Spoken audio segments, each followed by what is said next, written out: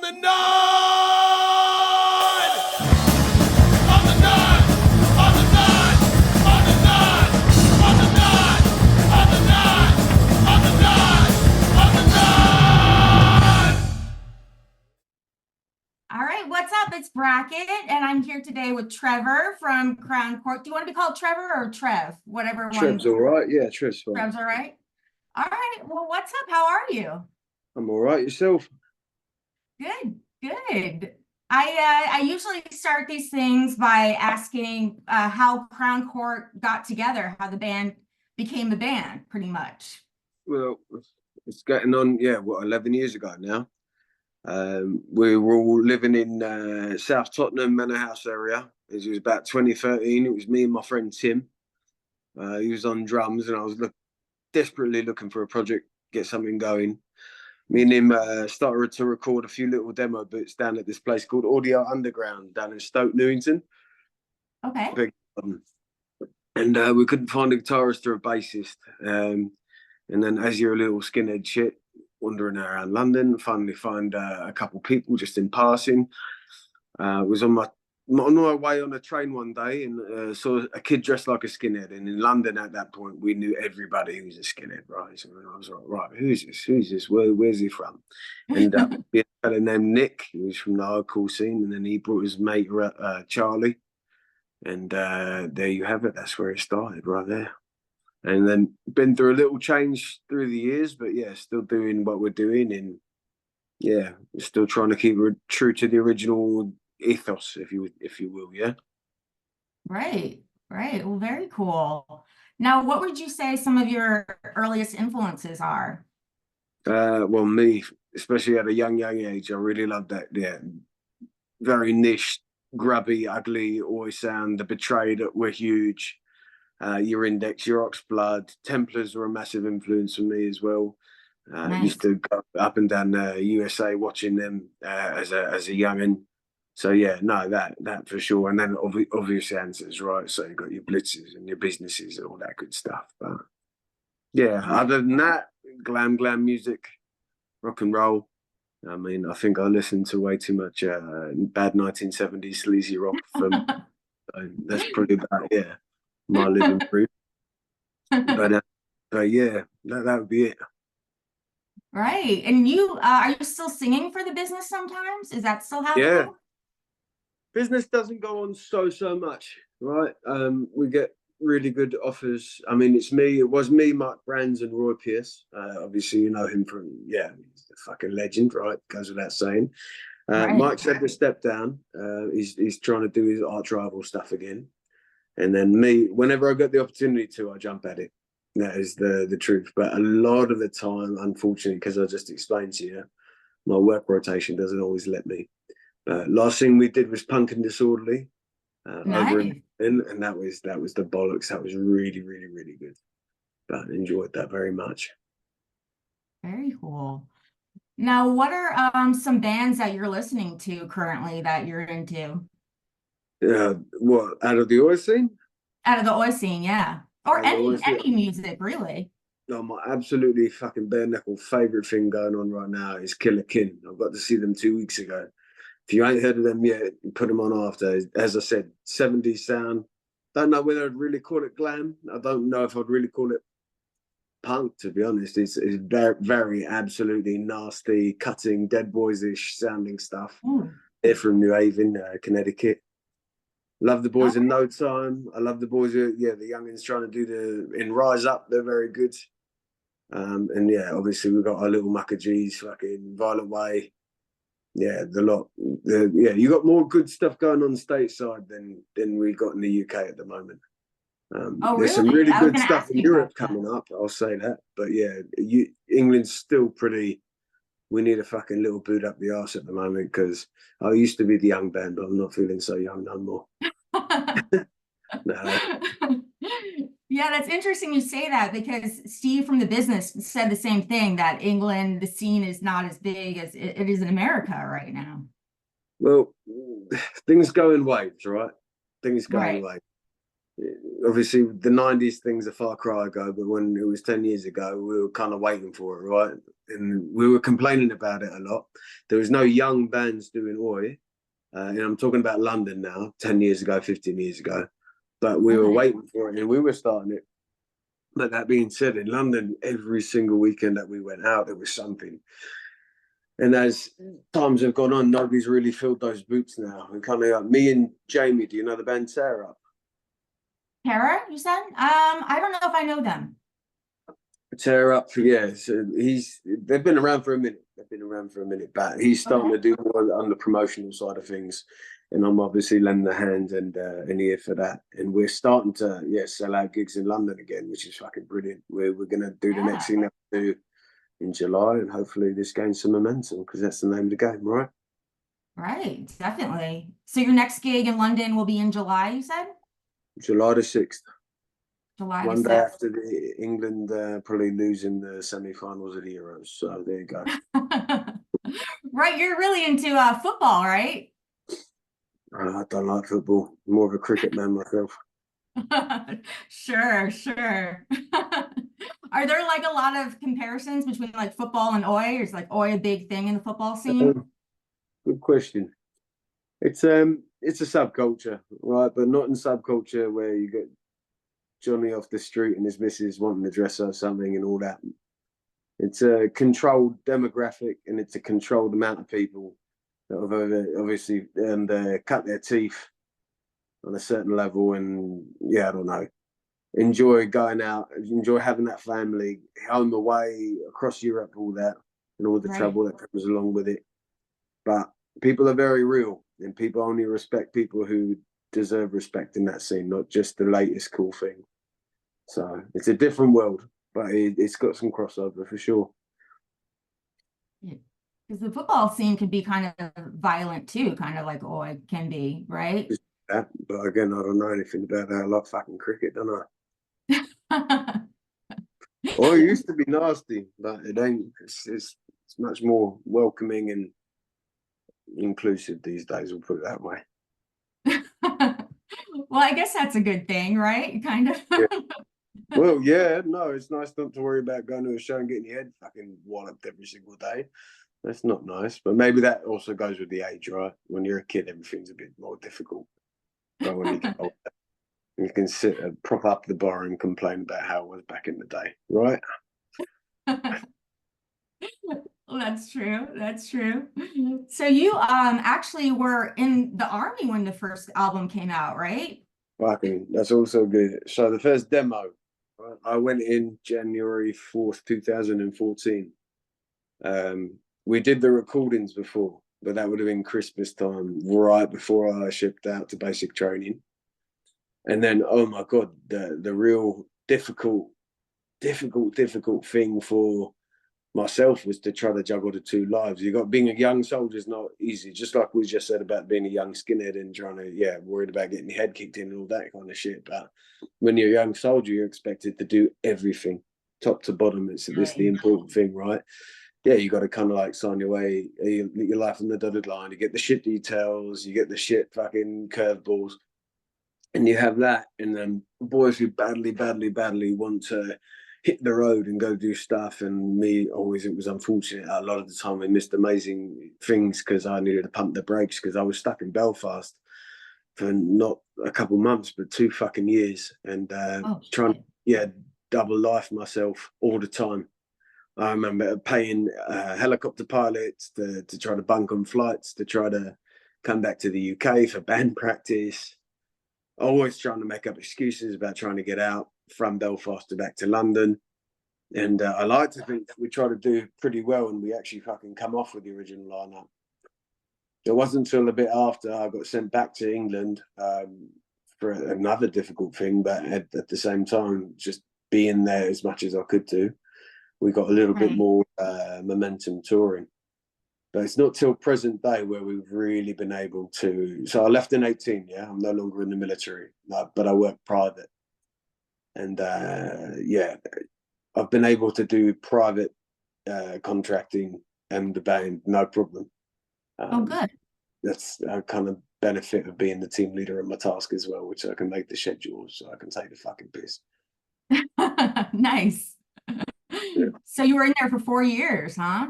I don't know too much about how the British Army is compared to the American Army. Better. Duh. No, it's good. It's good. It's good. You do your initial contract is 4 years, and then from there, yeah, you can try to do more. You can sign. You can. I think the initial thing is 24 years, but you must serve 4. I just did just over 4.5. I loved it. Don't get me wrong, but the army's the army. You deal with dickheads, you deal with bullies, you deal with difficulty, but you also learn life lessons that you will get nowhere else. You learn things that you'll get nowhere else, and you realize who is a good person and how to surround yourself with good people like nowhere else. So I loved it very much for that, and it set me up for what I wanted to do. So I know a lot of punks and a lot of people might fucking say, "Well, it's very naughty," but that's the gospel. I left in the end. There stopped being places to go that I wanted to go, and talk about getting shipped into shit tasks. I don't want to go to the Falklands every fucking 7 months. It's not a very nice fucking place. No. No. Well, that's cool. That's interesting that you came back and the album was doing great, right? The demo was doing really well. Well, there's a big time gap here, yeah. So 2013, the demo would have been out. Mhm. Then what? 14, 15 would have been the other 2 EPs. And then once that album come out, yeah, then it was skyrocket. Then it was offers galore in that inbox every day. And yeah, it was doing absolutely great. But it would have been, yeah, 18, I would have been out. So you've got ages, you've got 2 years in between. But we're still rocking and rolling, right? We're still making moves. Yeah. So I can't complain. We lost a little bit of time, but we made up for it, I hope. Right. Definitely. I would say so. It's, So your last album came out in 2023, right? yeah. Heavy Manners.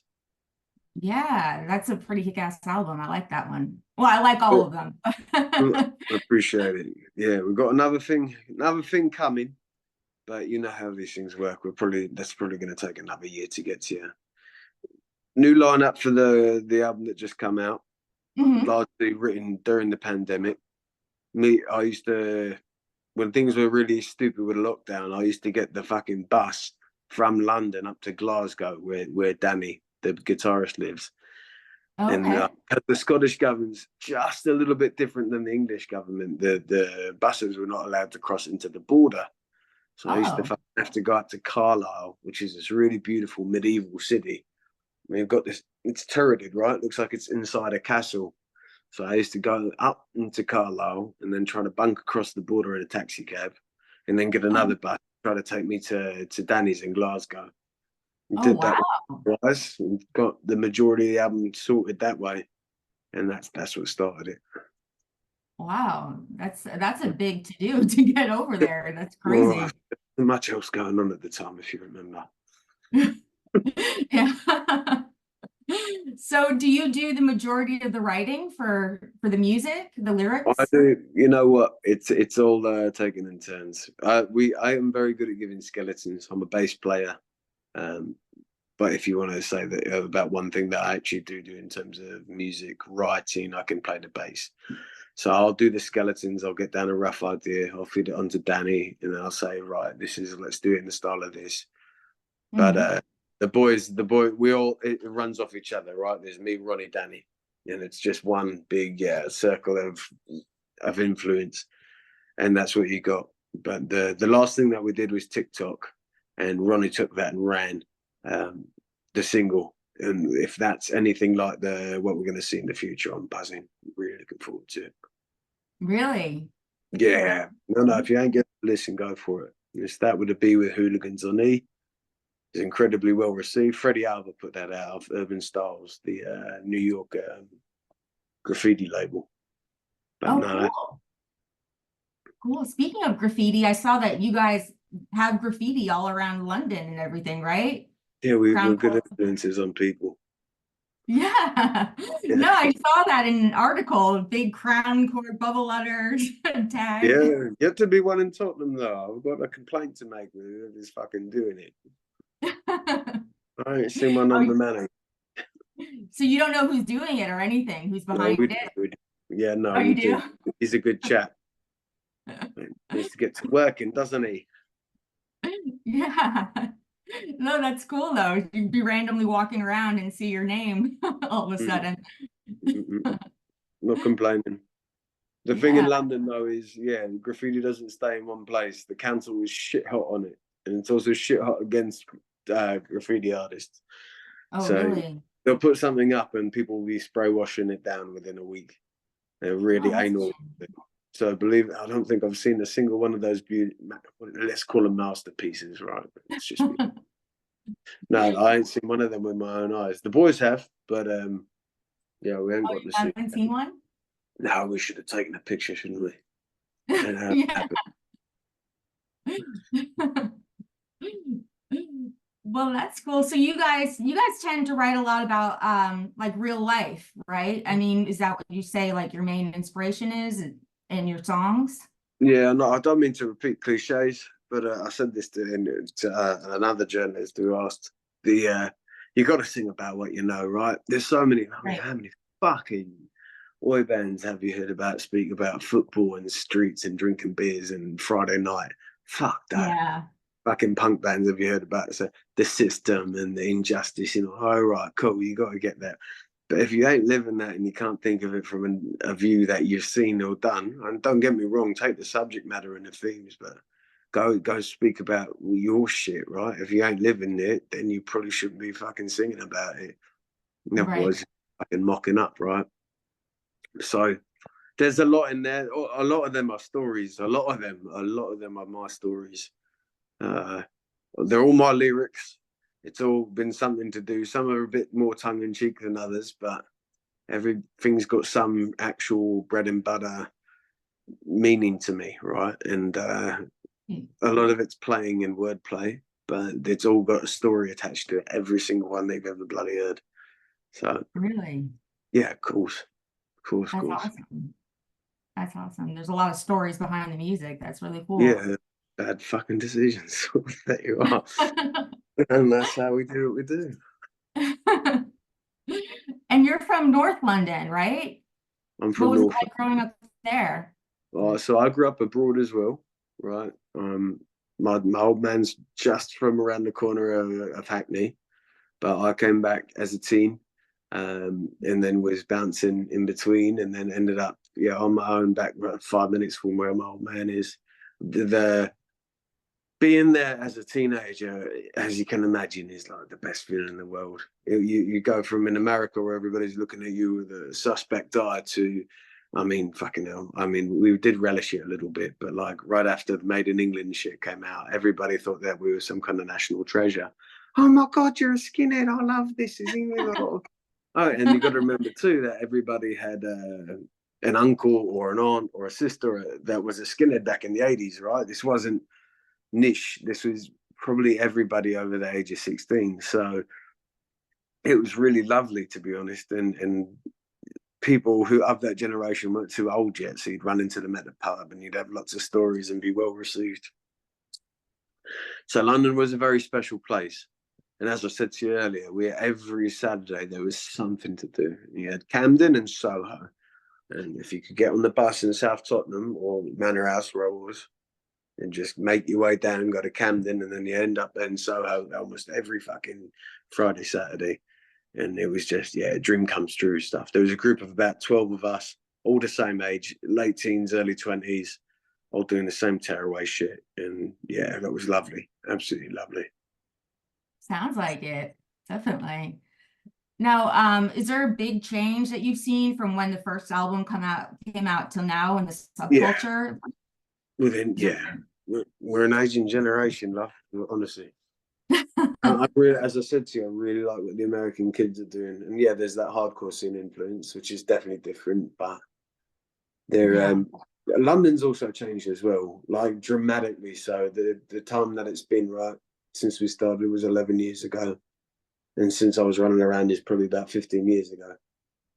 That the amount of squats and pubs and venues and everything that has shut in the way that London has become so fucking pricey and like squats, for example, don't exist no more. Like you can't just say, "Hey, this building is mine, this construction site's mine. Fuck off, we're going to occupy it." Rent Right. is going through the roof. So the young kids who are moving to London for their cool, punky experience, who are from the suburbs, they ain't doing that no more. They're staying in the suburbs with mum and dad and renting their rooms over in Romford and fucking Enfield instead, right? So yeah, but that's the world over, right? It's not just London. Yeah, I that's can hear true. you cry about it, but it did. It took away something special because it was something fucking special.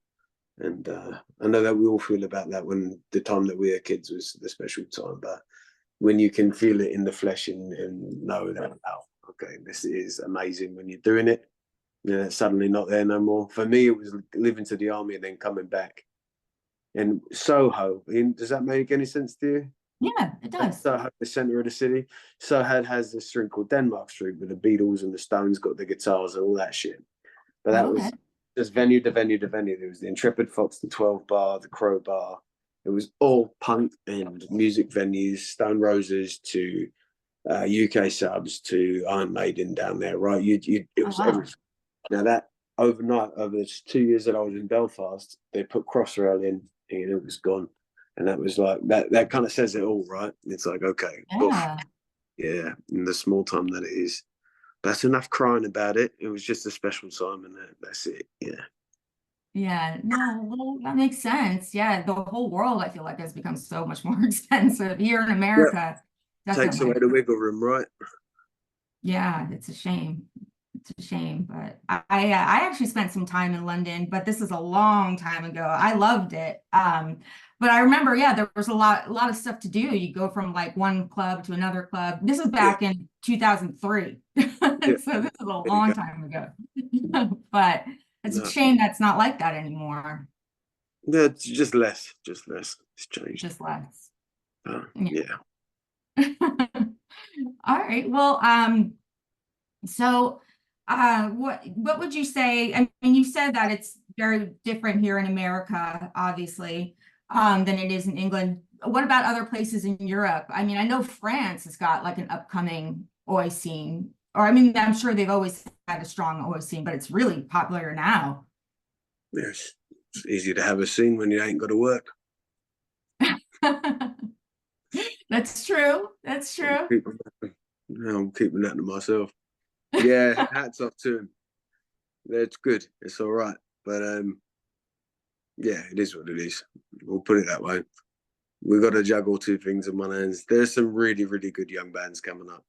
I would shift focus to the most special thing I see is the Basque scene. Like we're in Basque country right now. Oh yeah. They're something special. There's a slew of bands. It's not just a couple people. There's some really, really, really positive stuff coming from there.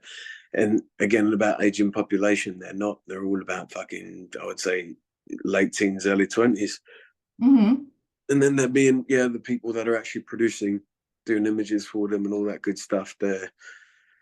They're my age, right? So they've got something really healthy and organic and natural going forward. I would heavily say take a look at that. Manduka Diskak is the label that's behind it all. Oh But right. I've heard yeah, of that. yeah, it's brilliant. So yeah, Basker's got it going on. We played there not so long ago. In terms of other stuff, there's always going to be.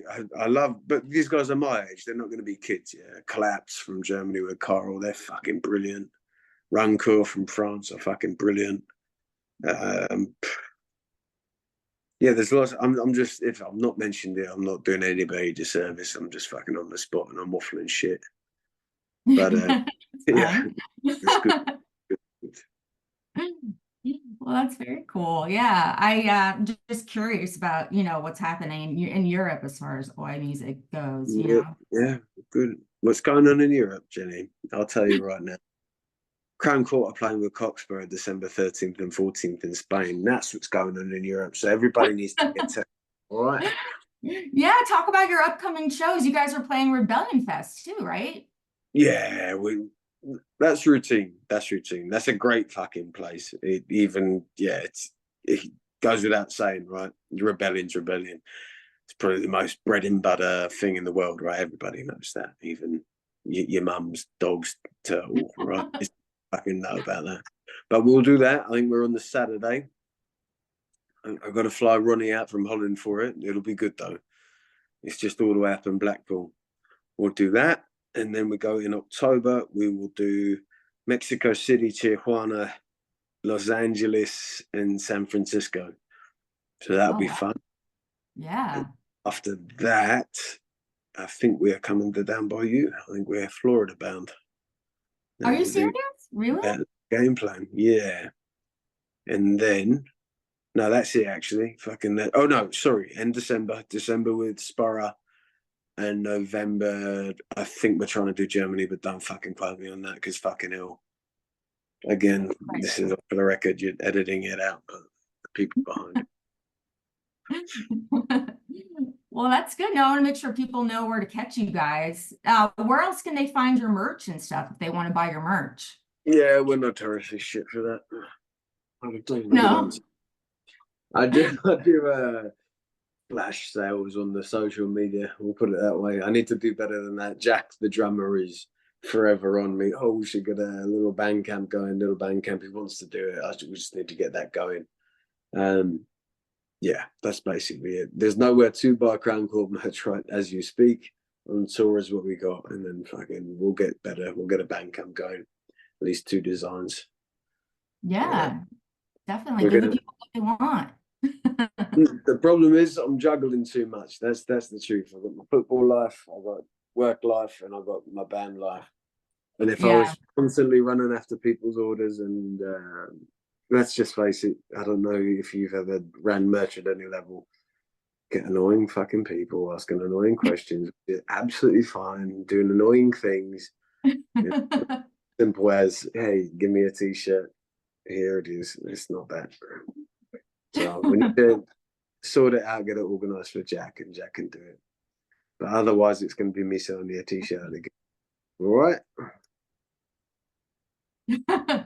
Well, I just want to make sure people knew where to find your merch, but I guess they're going to have to wait on that.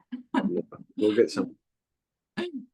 Now, where's the best place to get in contact with you guys? Is that through Instagram, like for your fans? Yeah, if you want us, best way to do it is just message us on socials. We've got the Facebook page up, we've got the Instagram page up. If anybody wants us for gigs, we're there. You'll get me at the other end of it, and I'll be able to slot you in. I book all of our shows in 6-month bursts. So I'll do January now in June. So I'm booking our stuff in the 6-month down the line view. And then in January, I'll start booking all the way up until November. And that's how it really works. Best for me to keep it all organized. Because as with merch, you also get silly things going on and silly people taking silly time. So gives me plenty of time to chase people. Yeah, definitely. Well, that's it. That's good. Now I was going to ask about how, well, I talked about your graffiti pick. I was going to ask about the dice on your, the dice logo. How did you guys come up with that? Well, I'm curious behind what some tumbling dice, is there? But so I'll give you a proper answer. 3 years. 3 years? No. What's the third letter of the alphabet?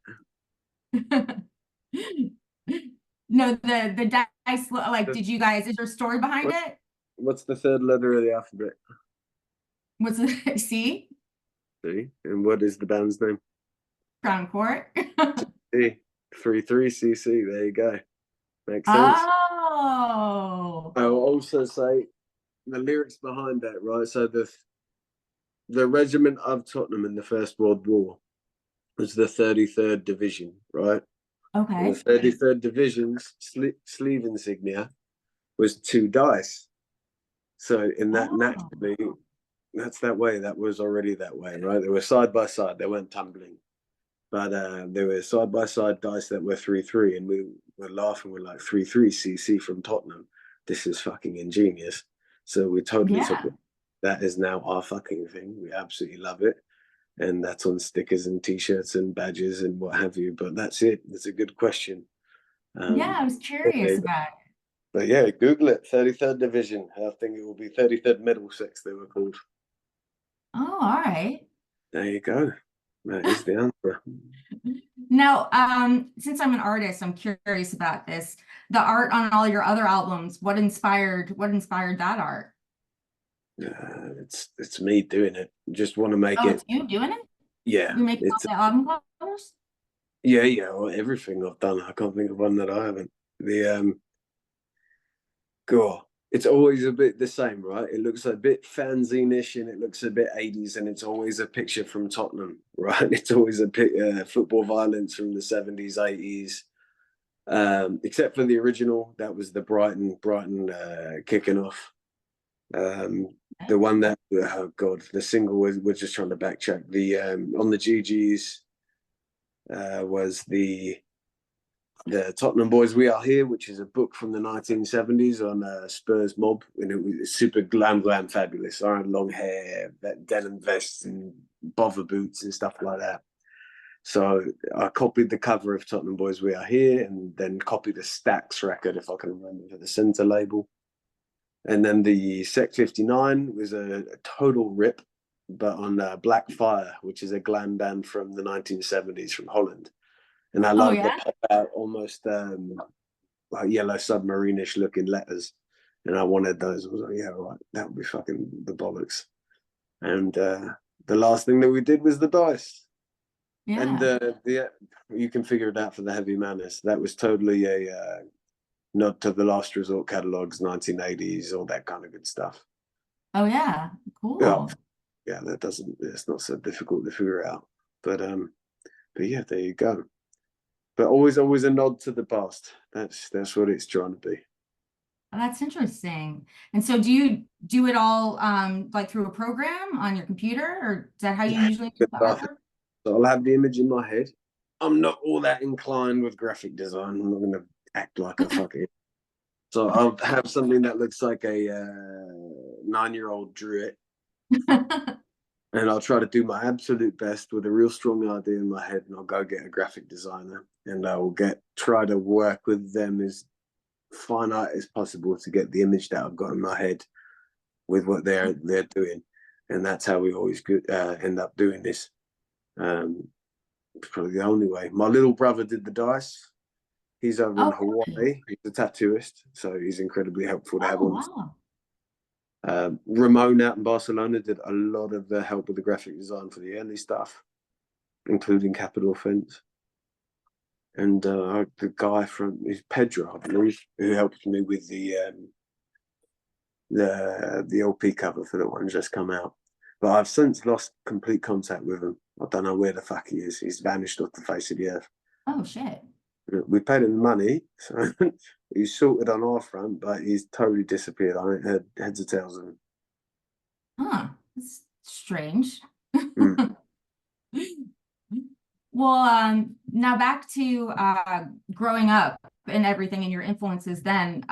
So what was it like growing up in North London? Was it, I don't know what kind of community that was. Well, you got to, two sides of the coin with me. I was in two places. I wasn't just there. But if you want to talk about North London was, very, very Turkish, very black, very Greek.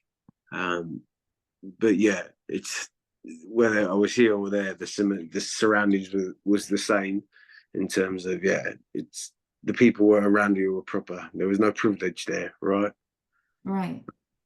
But these things kind of make your genetic makeup, right? And North London was always where I was proud to be about. So I talked about it in a different light than the places that, you got stuck. But yeah, no, it's a special place. Still is a special place. It's just London is forever changing.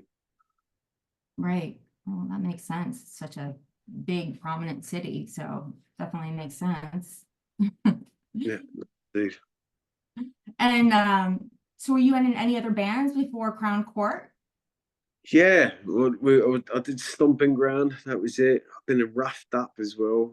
Roughed Up's just recent. That's a little project that me and Ronnie and Tom Boatwood and a couple other geezers, one from Razor Blade, absolutely, he's brilliant. And then Bart, who's over at High Lake Studios. That again though, that was a COVID project, but people Oh, really okay. liked it. And we had Roughed Up. It worked. And then we'll see. I like to keep it simple. I know this is a scene taboo, but you've got guys who are in umpteen different bands. I keep it simple. If I've got one, cool.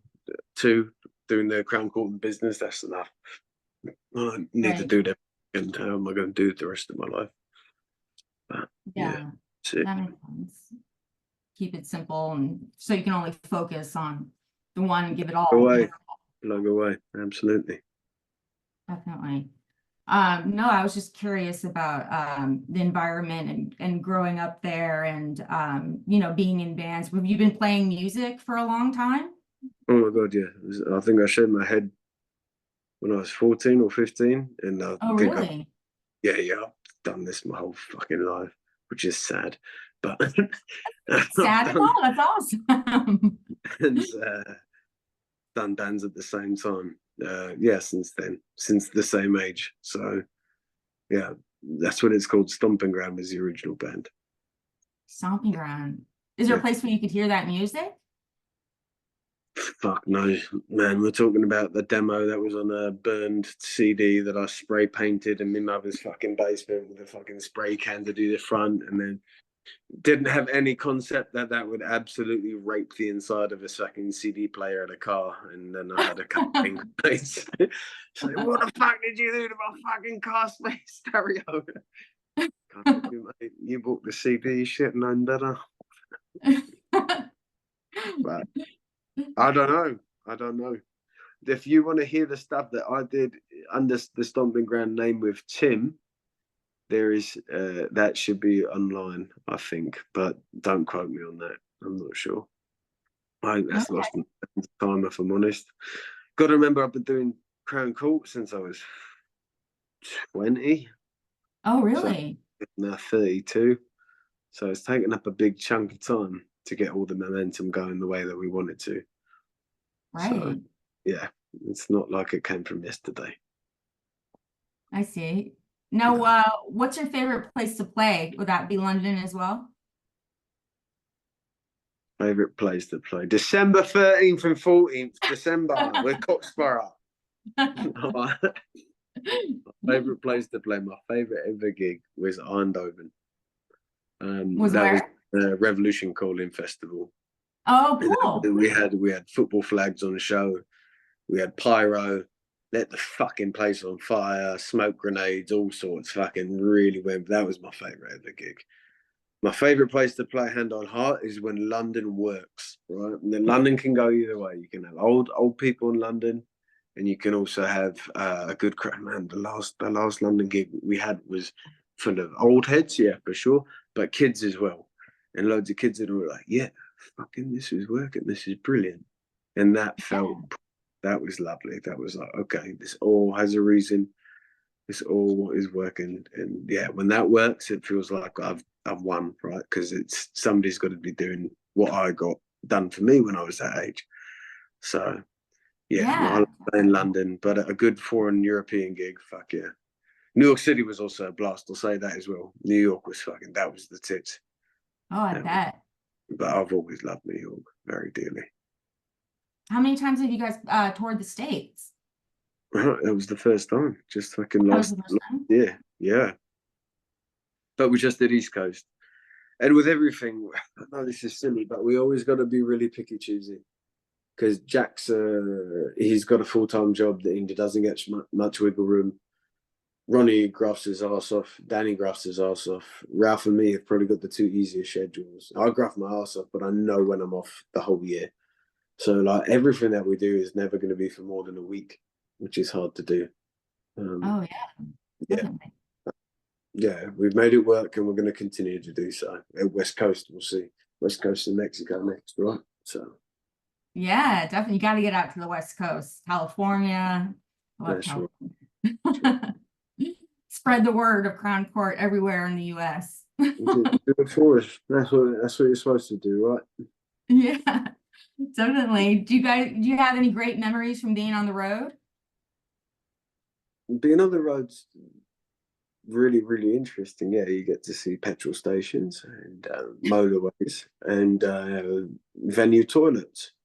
And then the very next Oh. day, you get to see petrol stations, motorways, and then another venue toilet, and maybe a motel or a carpet.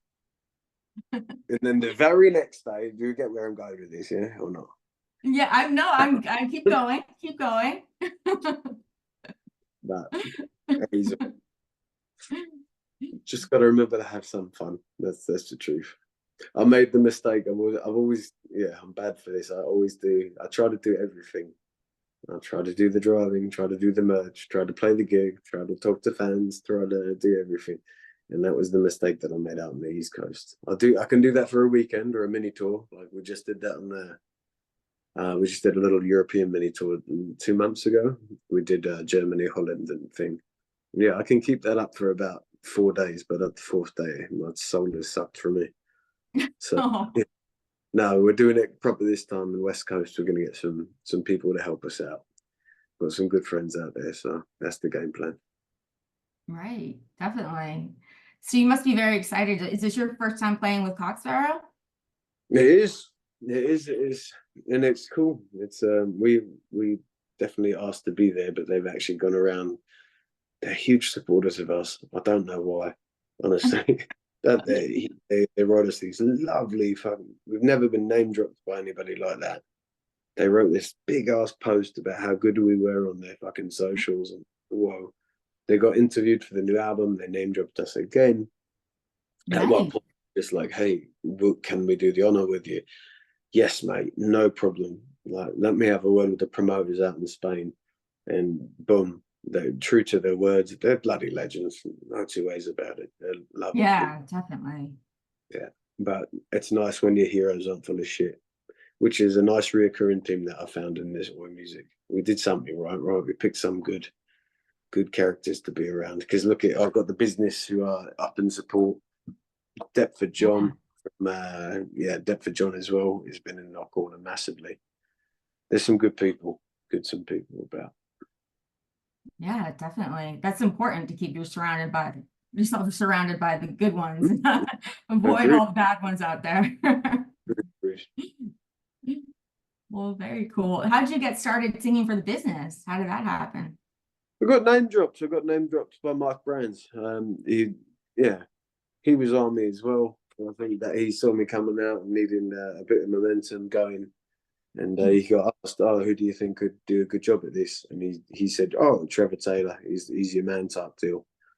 And I leapt at it again. This was during COVID, so again I needed something to keep myself occupied. They practice Right. out and I swear my practice time, if it was a practice day, it would take me 9 hours to get from home, from in Tottenham, yeah, down to Kent, do practice, and then get back. That was like, yeah, 9, 10 hours. Oh my Madly. God. But I got that down, got the original songs down, most of it off the Truth album for me. And then we were smiling. And I've got to do Sweden with them. I think I've got to do 4 times. I can't tell you off the top of my head where, but it's been a blast. It's been great. Yeah, I bet. I Mm. bet they're, one of the biggest bands in the scene. So I can imagine it's been really cool playing with them. Been lovely. Been lovely. Well, very cool. I've kept you for quite a bit. Is there anything else you want to talk about before I let you go? No, rest in peace, Doug from Doug and the Slugs. That is the Yeah. biggest thing. The big fucking shocking one that happened. Well, not shocking. We knew that was looming, but we didn't realize how fucking short that was going to be. So big up to him and rest in power, the bastard. It's a lovely man, yeah. Yeah, definitely. How long was did people know he was sick before Not he really passed away? to perpetuate anything, right? Right. But it's I'm not gonna speak about it. Me and him were not best mates, right? We were pals for sure, but it wasn't like I was in a circle. And I knew that he was sick, and we knew that it was fucking serious. But I don't think many knew that it was so serious as it was. And Yeah. we had this really great chat, and yeah, really, really great chat. And then I didn't realize that was it. That he was just tipping the hat on his way out the door. And Yeah. it. So we'll leave it at that. All right, great. Well, All right. hang on for a second after I stop recording. And All right. it's been awesome talking to you. I'm Brackett, you're Trev from Crown the Court, and thank you for watching On the Nod. No All right, worries. let's- My pleasure. Cheers. All right.